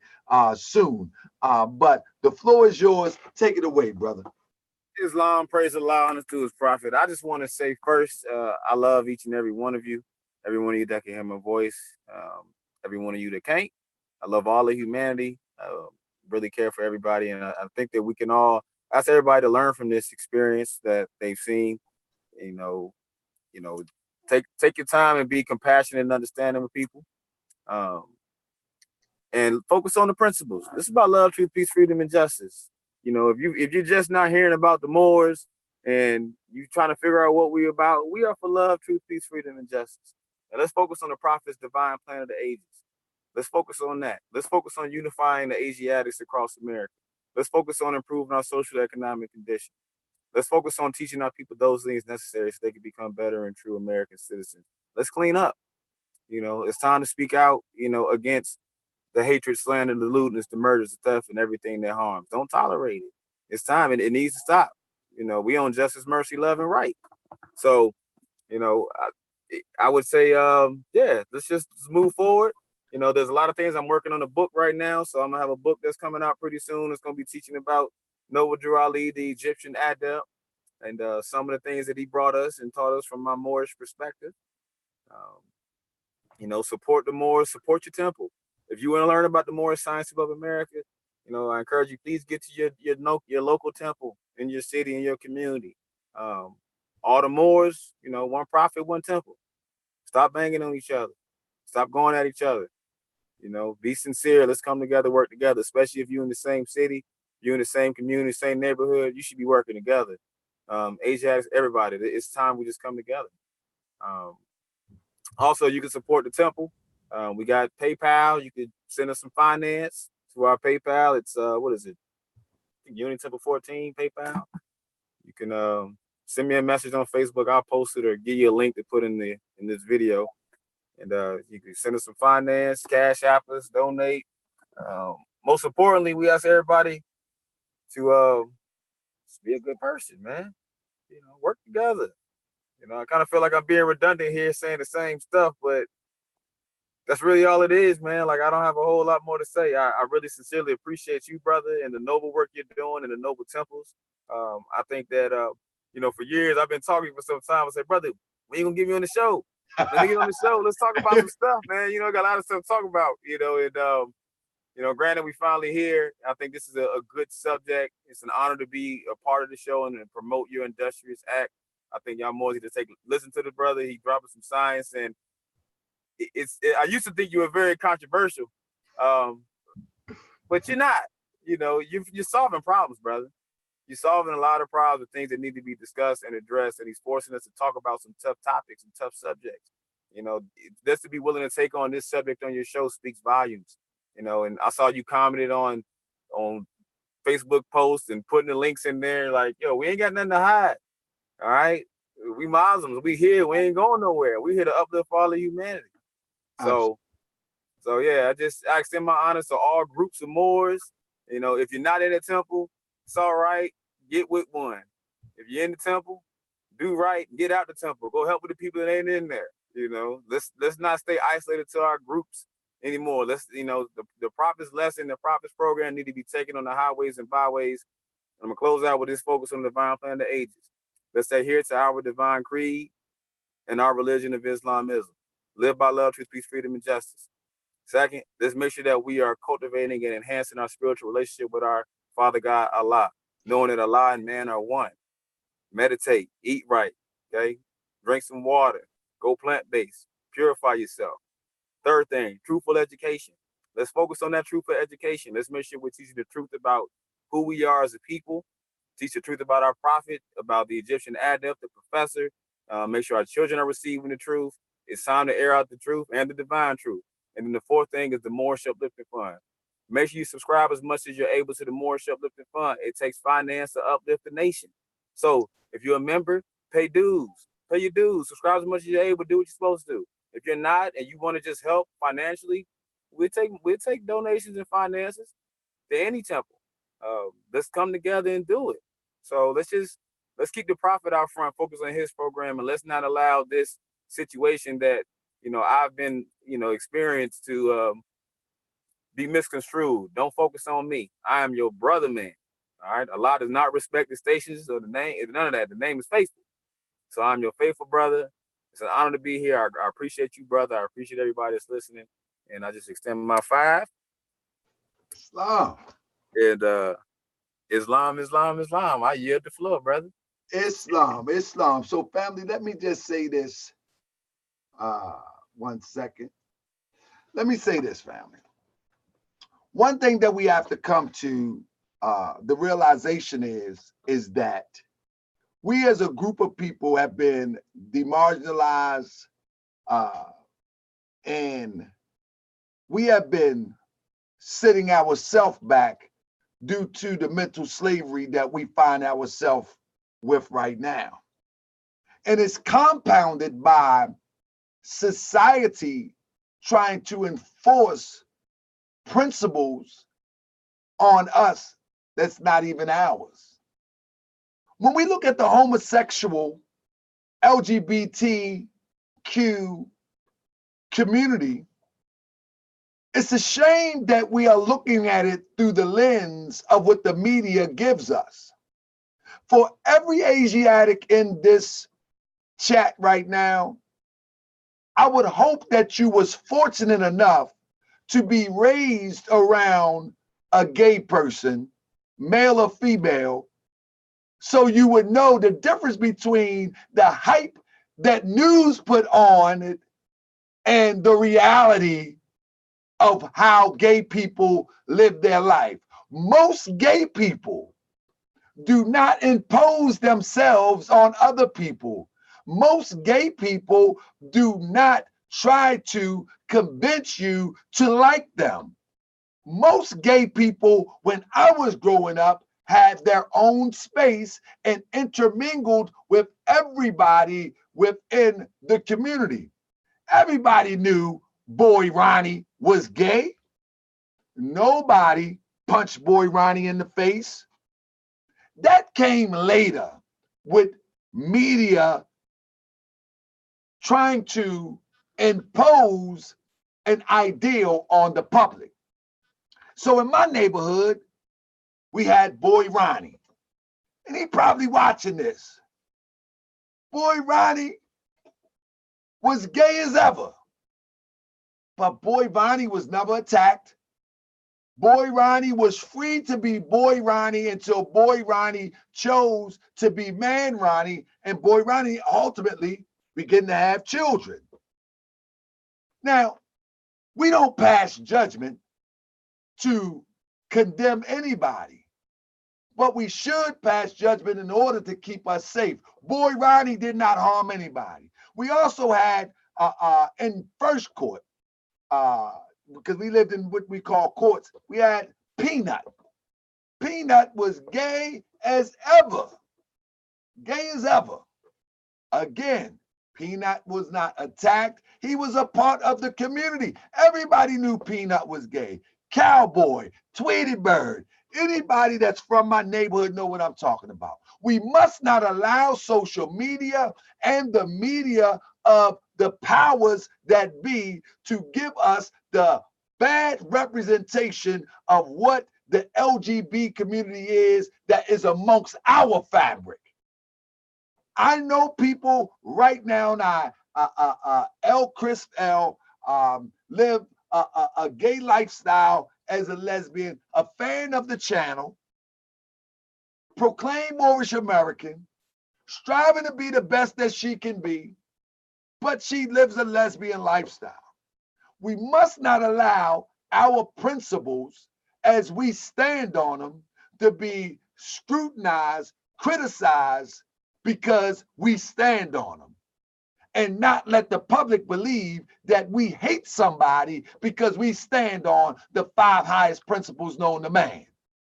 This is why unity is very important. We can learn a lot from the LGBT community, LGBT community, Q community. We can learn a lot from them. Because the moment that they seen the opportunity to springboard, to make their presence be known and to further their agenda, they jumped on it.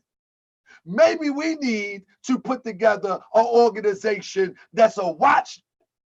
I don't want to see dogs. Let's say watch guard for the Moors, a watch guard for the heterosexual relationships, a watch guard for the purity that some people want to live as it relates to their religious and their personal or social preference. Maybe we should organize and take a page out of the LGBTQ community, because they are ready to activate their power the moment that they sense that somebody is against what their agenda is. So instead of looking at it as we have to fight the LGBT community, what is stopping us from creating the same type of movement amongst us? Nothing is stopping us from doing that. The only thing that's stopping us is us. We can create a movement tomorrow to preserve the wholesome relationship of a man and woman. And every time somebody speaks against it, we can force our agenda of maintaining the wholesomeness of the relationship between man and woman. But it's up to us. But my main point of my closing remarks is, let's not let social media at large, dictate to us how we feel about our brothers and sisters because they choose a certain sexual preference. Again, let's not let them treat us as if we hate somebody because we stand on 5 high principles. Because we back into the state of mind of a savage when we allow somebody to get mad and treat us as if we are the wrong one because we stand on 5 high principles. We don't need to get mad. We can continue to stand on them. And as my brother Kenick said, I love you all. I love you regardless. But these are the principles I stand on, and these are the principles that I espouse in my household and in my community. And we should not be shameful about that, nor should we take on that energy that we hate anybody because we're standing on the 5 high. Love is the first principle. Love is the savior of the world. Without that, we have nothing else. All other principles hang upon love. But the love of self will be predicated upon how you respond to difficulties. And I think the brother responded well to this firestorm in the misappropriation of his statement. I believe it to be a misappropriation of his statement. And I think the most reasonable thing to do would have been to call Brother Kenick and say, brother, can you explain your statement? We are in the same community. We are in the Hampton community. We are in the Norfolk. We are in the Virginia Beach community. Can we have a sit down and talk about this? I feel uncomfortable about your statement. Can we have a conversation about that? But no, they had an agenda, and the agenda is to find anything that they can use to further their positioning in the community as the LGBTQ community. Therefore, we need to do the same thing. That's the blessing. We need to do the same thing. So maybe we have to initiate this. And we can look right on their webpage and every other human rights commission for LGBT, and we can model it right after them because it's working for them. Brother Kenick is known around the globe now. It's working for them, and it can work for us. Let's just do the same thing. Unity will get this done. With that, again, thank you to my brother Kenick. I look forward to your book coming on Moorish World TV so we can help build the finance. I look forward to seeing you again. When I was in Chicago and I see you, brother, I was hurting. You ain't even know. Man, I had a wisdom tooth. I was hurting. That's why I slid out there. I had to slide. I was hurting, but I was still trying to take pictures. If you look at the pictures, I was disheveled as ever. I was hurting, brother. Oh, man, I went back to the hotel. I paced up and down the floor, brother, but our next meeting will be more endearing. But I'm telling you, I was hurt, brother. But, you know, I was still on my campaign. Islam, everybody, can I take a picture? I was still on my statesman. But it was a pleasure to press your hand, and I can't wait to meet up with you soon so we can get some work done together. Islam? Islam. Islam, family. So again, I appreciate y'all for joining us, and I look forward to the next show. The next show is going to be just as dynamic. Honor to the babies. The next show is going to be just as dynamic. Look for us on Wednesday. We're going to keep it going on Wednesday. Not sure exactly what the show will be about, but it will be just as engaging, and it might have to turn up on somebody, you know, because they be acting up. You know, I might have to turn up on Lord Abba. He been acting up lately because he got mad because I went against ADOS. Not really went against him. I just don't agree with it totally. I believe, as Kenick just said, Prophet Noble Drew Ali has the divine plan of the ages. Now, within that divine plan, we may find some elements of ADOS that you know, that weaves in there. But I'm pro Drew Ali to the end. You know what I mean? Anybody know me? I'm pro Drew Ali. Every other plan, Drew Ali. That I mean, I like other plans. I love other plans. But hey, my plan for our people, it gets no better. That's just what it is. And we just have to work it. So with that said, peace and love, family. Enjoy y'all week. I see y'all on Wednesday, and I'll be right back at you with another episode of Moorish World TV. Peace and love, Grand Sheik. Islam, peace and love, Grand Sheik. Appreciate you, my brother. Love you, Mo. Love you too.